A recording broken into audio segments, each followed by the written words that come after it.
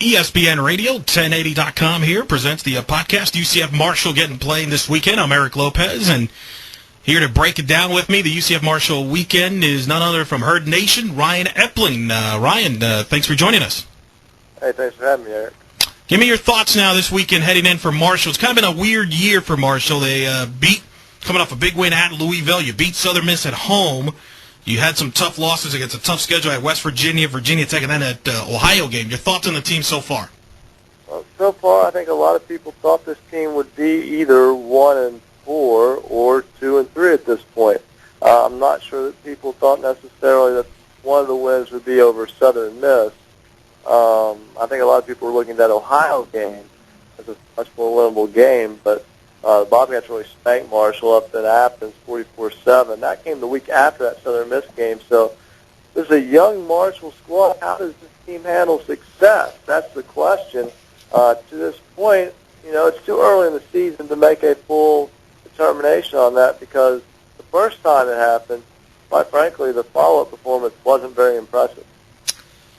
Talk about where this program is right now with Coach Holliday's second year after Mark Snyder was let go after the 2009 season. Where is this program right now? Well, right now this program is in a transition, and there's still a lot of youth in it. Doc Holliday is a fantastic recruiter, and anybody that's in the game down in Florida will be familiar with some of the names Marshall will be bringing in Saturday night. The problem is those kids have only been in college a year or two for the most part. So he inherited a very good player in Vinny Curry. There are several other players on the defensive side of the ball, too, that were Mark Snyder recruits that are still getting time on the field. But offensively, most of these guys have only been on Marshall's campus a little over 12 months or less now. And in the case of Rakeem Cato, the starting quarterback, not very long. And what Holliday's trying to do, and he's brought this up multiple times, especially in the preseason, he's trying to build this program in the mold at UCF.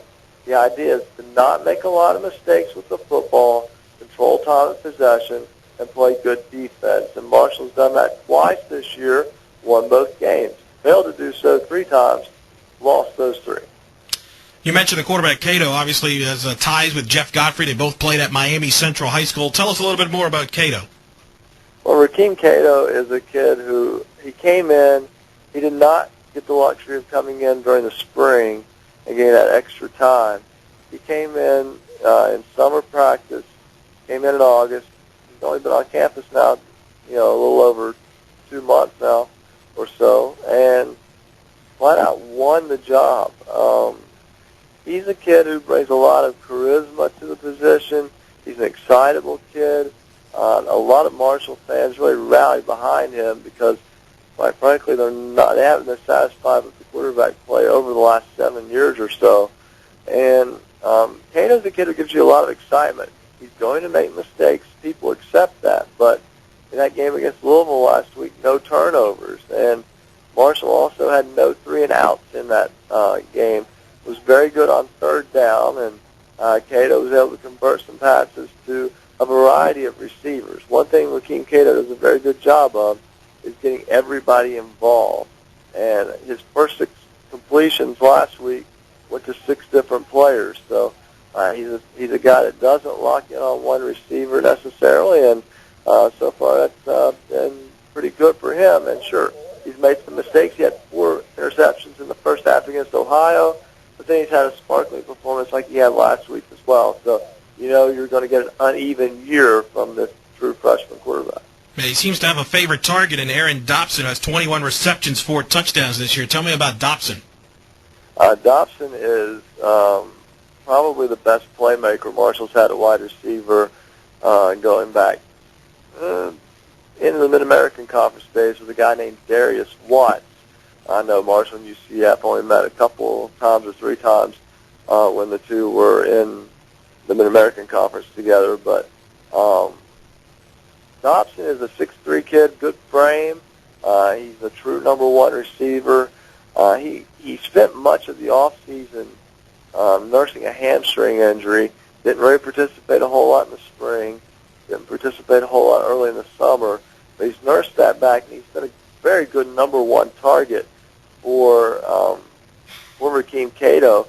He's a guy who had a long touchdown catch last year against UCF in Huntington as well on basically what was just a short bubble screen, and he beat one defender on the run and outran the rest of the end zone. He's got that type of speed. He's also got the ability to go up and make a play on a jump ball type play on a fade route near the goal line. So Dobson's a very versatile receiver. He is the one guy that stands out in that Marshall receiving corps. Talking about the running game, Tron Martinez, your leading rusher, over 302 yards on the season to this point, but seems like you haven't had that dominant back since Ahmad Bradshaw. Is that accurate? That's absolutely accurate. Now, Darius Marshall had a couple of pretty good years before he made his ill-advised attempt to go to the NFL early and did not get drafted and never really even went to a free agent camp a couple of years ago. Tron Martinez has split time in the backfield with Trayvon Vann. Trayvon Vann was originally a University of Florida commit, four-star running back. Did not qualify. That was last year. Went to Marshall, sat out the year, and got his academics in order. And now he's somebody who's coming along.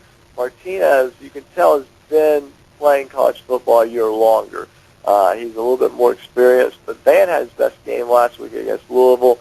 The running back by committee type thing, where neither one of those two guys are going to get more than 10 to 15 carries max, but I expect Marshall to very much attempt to control time of possession. They're going to play a lot like UCF plays.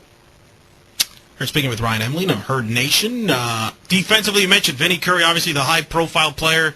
Probably a first, will be an easy in NFL next year. Has 25 tackles this year, 8.5 for a loss, 4 sacks. Talk about the impact of Vinny Curry. Well, Vinny's been a guy who's been a little bit up and down this year, and there's been a variety of reasons why. He was pretty quiet in the game against West Virginia, basically because he was triple-teamed. And the reason West Virginia could triple-team him was because the defensive end on the opposite side, Jeremiah Taylor, was suspended by the NCAA because he hadn't filled out a form declaring his amateur status over a year ago. They just caught wind of it and suspended him a game basically 2 days before the game. Curry followed that with a big game against Southern Miss. He had 3 sacks in that game and was really a dominant force. I think Austin Davis was seeing Vinny Curry in his sleep for a couple of weeks after that one. But then he disappeared again, and it just came out this week. Vinny's mother is battling cancer, and he had gone to Neptune, New Jersey, back home, and missed the practice because of that. So it's been a situation where he had a quiet couple of games there against Ohio and Virginia Tech. Granted, Virginia Tech, even though Clemson pretty well did a number on them, and UCF might be their equal this year, Virginia Tech still has talented linemen. But Curry had a pretty good performance again last week against Louisville, and 5 sacks as a whole for the defense, 5 different players. And that's important for Marshall's success. Looking at this game, does Marshall look at UCF as a rival? I know a lot of people thought this would be a rivalry. They both played in the MAC. You mentioned they both came together in conference. Does Marshall look at UCF as a rival? Absolutely. I think Mike Krzyzek, when he was the head coach, kind of threw down the gauntlet when he came in 2002. And hard to believe that's been 9 years now, but saying that UCF was going to just dominate the MAC. And that caught Marshall's ire because at that time, after the conference, Marshall ran, and Marshall won all 3 meetings when the 2 were in the MAC. Then they jumped to Conference USA, and now UCF has won the last 6. Obviously, there are the ties with the basketball program that I think after last year have quieted down quite a bit now. It's just a situation where basically Marshall fans wanted to see Donnie Jones in Huntington one time, get it out of their system, what they thought about that. But that it transcends all sports. I really think that Marshall looks at UCF as a rival in baseball as well. 2 have had some heated games the last couple of years, and it's just a situation where these 2 programs came into Conference USA together. Both kind of have a chip on their shoulder. So absolutely, Marshall looks at UCF as the blueprint for success when it comes to football, and that's ironic because when UCF joined the MAC, it was probably the other way around. But with the job George O'Leary has done down there, right now, that's the program Doc Holliday's trying to emulate. Give me the timeline. What's the expectations this year for Marshall? What's a goal? What's realistic? A bowl game possibly? What do you think they go from here? And then, how long do you think before Coach Holliday get it back to where Bob Pruitt had it about a decade ago, one of the top programs there? Coming into the season, I think 6-6 was the goal because the first 6 games on this schedule were very difficult, and we'll find out about Rice next week. We'll worry about them later, but first 6 games out of the chute, you're talking about going to West Virginia, who's in the top 20, who may be overrated, but that might be a little rivalry sentiment there too.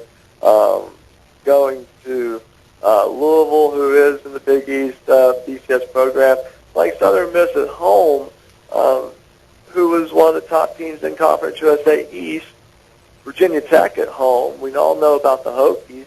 And Ohio went to a bowl game last year, and Ohio takes the Marshall game very seriously, and I think that was a wake-up call for Marshall about how important that game is to Ohio because that was a ruthless beating up there.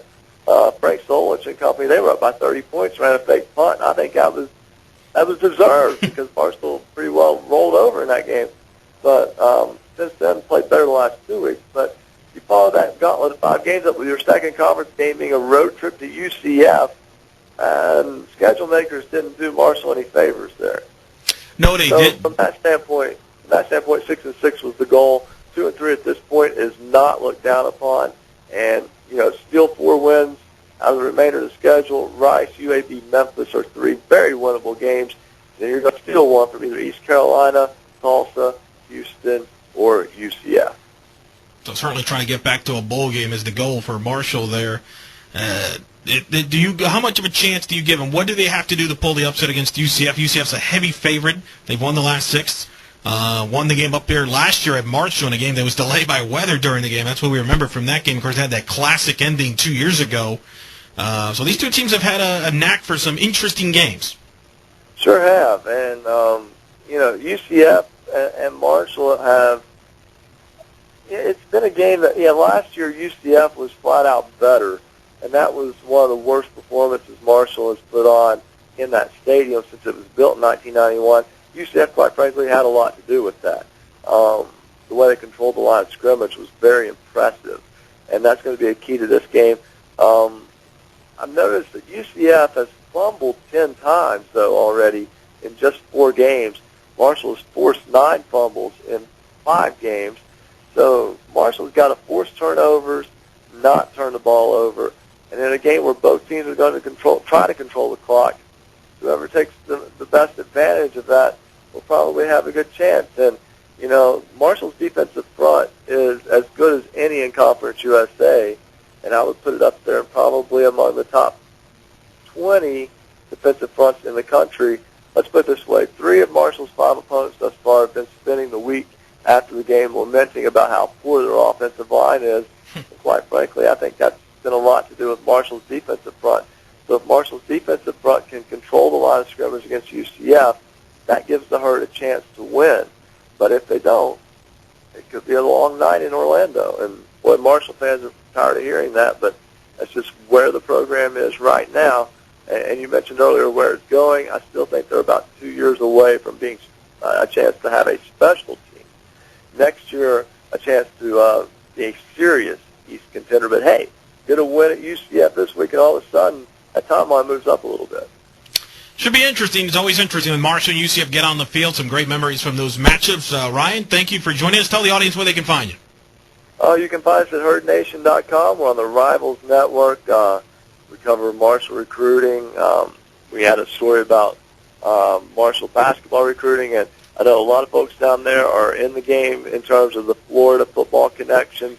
Marshall very heavy in those, so it's definitely worth checking out to see how a rival of UCF is recruiting in UCF's backyard. A lot of these Herd players coming out of South Florida now. Absolutely. Ryan Epling from Herd Nation, thanks for joining us. We'll catch you during basketball season. All right, thanks, Eric. No problem. That is Ryan Epling from Herd Nation. That's our UCF Marshall preview. I'm Eric Lopez here for ESPN1080.com.